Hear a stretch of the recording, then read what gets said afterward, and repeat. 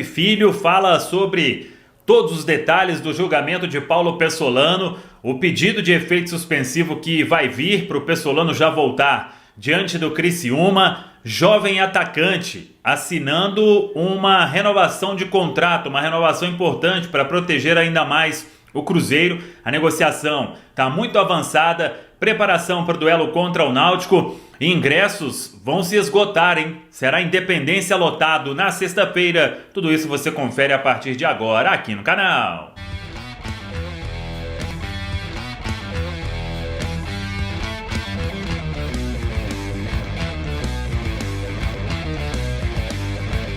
Vamos lá, pessoal, antes aquele pedido sempre importante para você que não é inscrito, se inscreva no canal, deixe o seu like, ative as notificações, compartilhe, vamos juntos aí em mais um Quentes do Dia, chegando nesta quarta-feira com informações importantes. Primeiro, sobre o julgamento, hoje o Cruzeiro foi julgado duas vezes, uma o Paulo Pessolano pela expulsão contra o CSA, e a outra, incidentes contra o Fluminense. O Cruzeiro poderia pegar multa, enfim, objetos atirados no gramado e também a expulsão do Paulo Pessolano. E aqui no meu canal, o Dr. Michel ACF Filho, que fez uma belíssima defesa, aliviou bem a situação do técnico cruzeirense, ele que é advogado do Flamengo, foi contratado para fazer a defesa do Cruzeiro no STJD, e o Michel ACF Filho começa falando sobre a situação de Paulo Pessolano.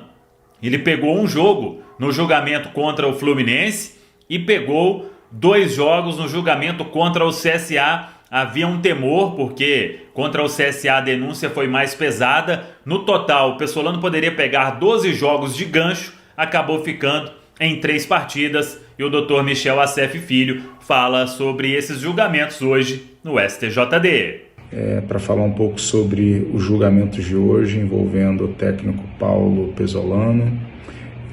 Enfim, o resultado ele foi positivo dentro das circunstâncias. Acho que o STJD, a Justiça Desportiva, conseguiu compreender que a denúncia sobre o primeiro caso, envolvendo o jogo contra o Fluminense, era uma denúncia que estava muito frágil, alguns elementos ali que eram necessários para que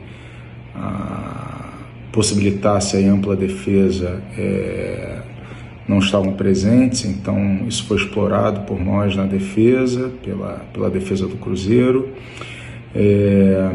e tivemos aí um resultado positivo, uma partida, mas ainda tenho esperança de num recurso que essa denúncia ela seja entendida como inepta, ou que no mínimo tenha uma absolvição. Então a gente vai recorrer em relação a esse tema, inclusive pedindo efeito suspensivo desde já.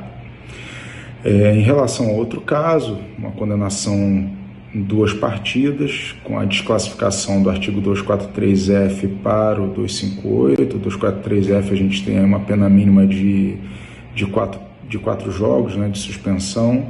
Então, tendo que já foi positivo a desclassificação, foi compreendido que ali não houve uma ofensa à honra do árbitro, mas sim uma atitude antiesportiva, desrespeitosa. Inclusive o técnico esteve presente no julgamento, explicou, se desculpou. Foi um momento realmente de indignação em relação à marcação da arbitragem, e aconteceu aqueles fatos, e isso foi explicado à Justiça Desportiva para que não exagerasse na punição, e assim foi. Então acho que do ponto de vista da Justiça Desportiva, o caso foi bem compreendido. Então, mas a gente ainda terá um capítulo do pleno do STJD, seja por recurso do Cruzeiro, seja por recurso da Procuradoria, já que foi solicitada ali a lavratura do acórdão. Então agora vamos aguardar esses julgamentos, mas estou aqui confiante pelo Cruzeiro. E eu queria também, doutor, que você falasse sobre a absolvição do Cruzeiro por causa da briga que teve na arquibancada e também objetos atirados. O Cruzeiro se livra de uma multa, essa multa poderia chegar aí em um valor importante, mas o clube foi absolvido em ambos os casos, doutor? Só para completar, ainda houve aí absolvição no caso do jogo disputado contra o Fluminense.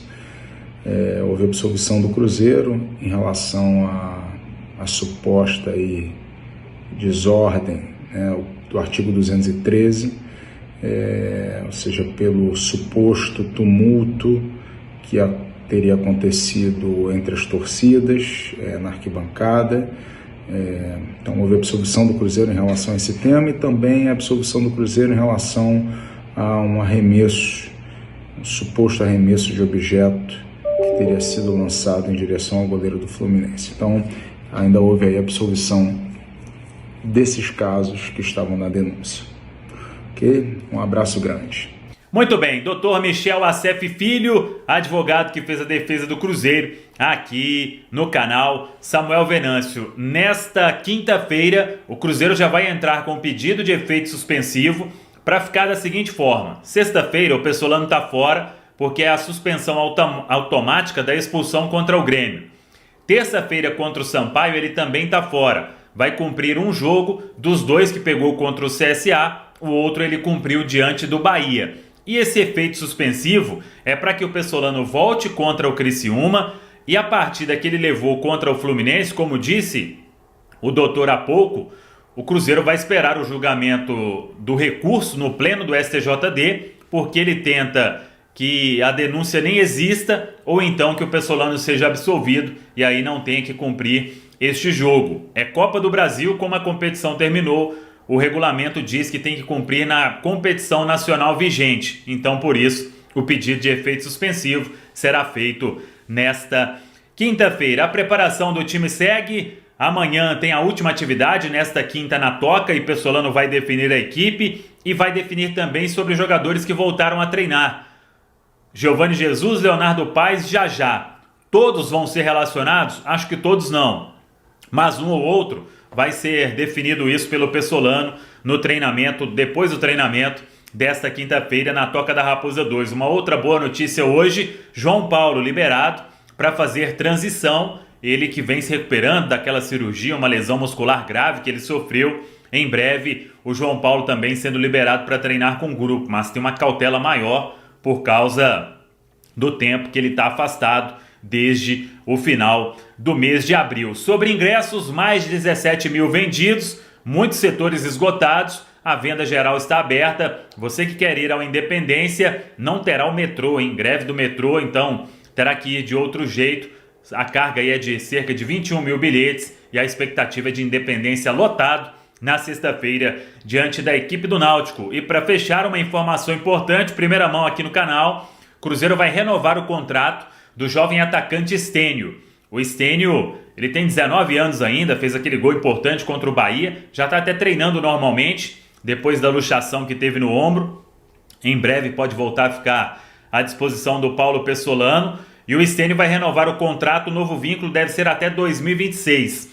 Ele tem um contrato que foi assinado e é o primeiro contrato de profissional assinado ainda em 2019. Então, claro que tem ali um reajuste, uma proteção maior também ao clube, porque o Cruzeiro está estudando todos os contratos e faz isso com o jovem atacante Stênio. Então, ele vai assinar uma renovação. É informação em primeira mão para todos vocês aqui no canal. Tá falado, pessoal? Um abraço, até a próxima. Vamos que vamos!